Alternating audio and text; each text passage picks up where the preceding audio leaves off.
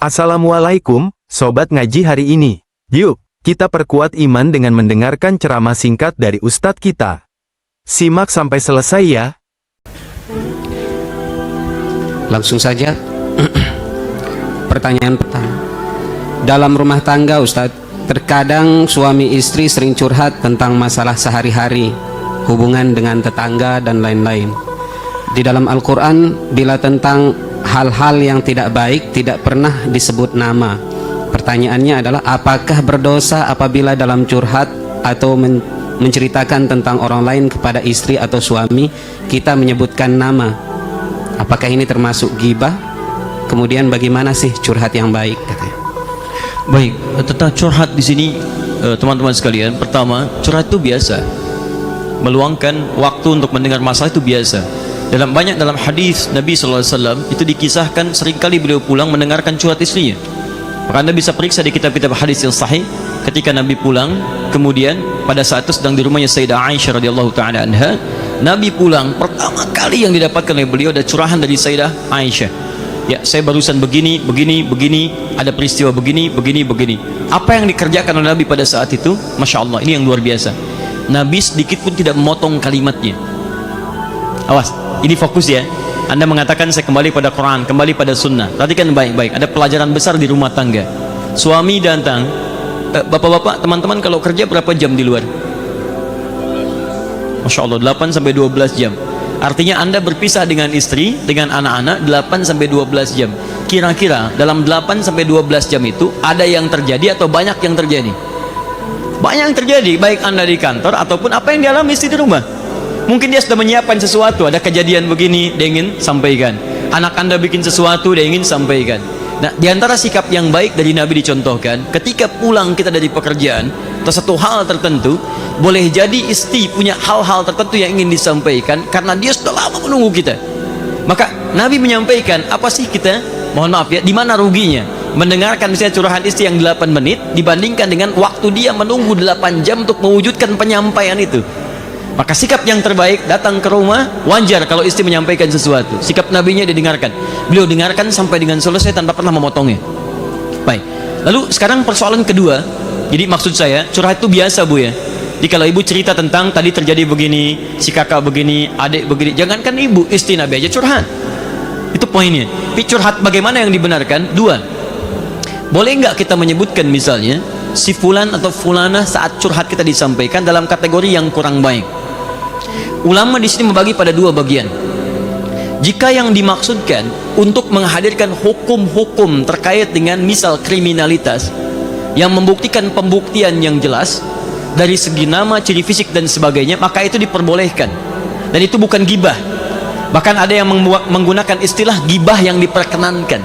Jika memang dengan kalimat itu ingin menyampaikan satu informasi penting terkait tentang tindakan kriminalitas yang bila tidak disebutkan ciri dan namanya tidak akan diungkap bagaimana pelakunya.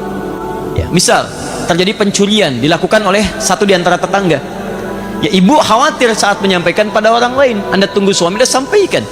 Anda tidak usah samarkan kalimatnya karena dalam pembuktian butuh penjelasan.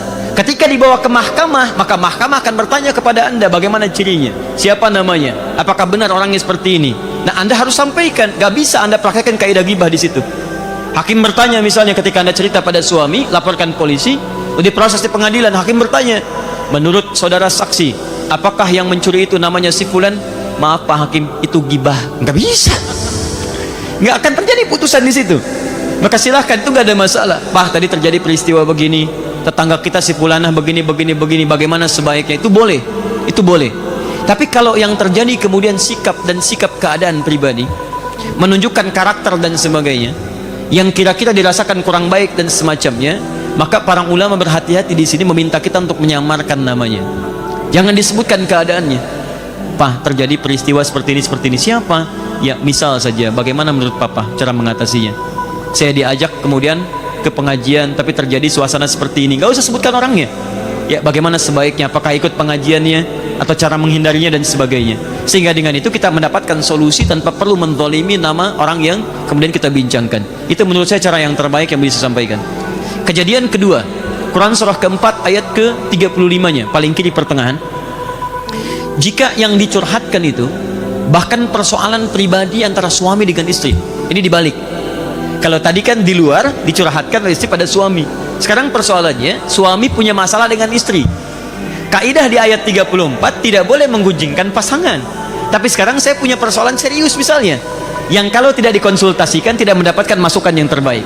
Maka di sini Quran memberikan gambaran, fab'athu hakaman min ahlihi wa hakaman min ahliha. Kalimatnya hakam, orang adil yang bisa memberikan solusi.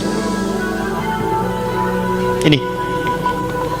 Jadi kalau Anda punya persoalan, misal dengan pasangan hidup atau bahkan keluarga terdekat yang tidak mungkin dan tidak bisa dihindari tanpa menyebutkan nama dan sebagainya, maka Anda boleh menceritakan karakteristiknya dengan nama dan sebagainya pada orang yang punya sifat kategori nama ini, hakam min ahlihi wa hakaman min ahliha. Misal suami dengan istri punya masalah, istri ingin cerita, istri boleh datang misalnya kepada orang yang punya sifat ini dari keluarganya, misal kepada kakaknya atau kepada adiknya, tapi tidak semua karakteristik manusia yang punya sifat ini saja. Dia bisa menghadirkan solusi yang solutif dan sifatnya adil, tidak membuka aibnya pada orang lain. Dia bisa objektif melihat porsi dengan cara yang terbaik. Maka ini boleh disampaikan plus dengan namanya, plus dengan karakteristiknya untuk mendapatkan solusi. Di poin ini jelas sekira ya. Baik, Allah Ta'ala a'lam bis-shawab.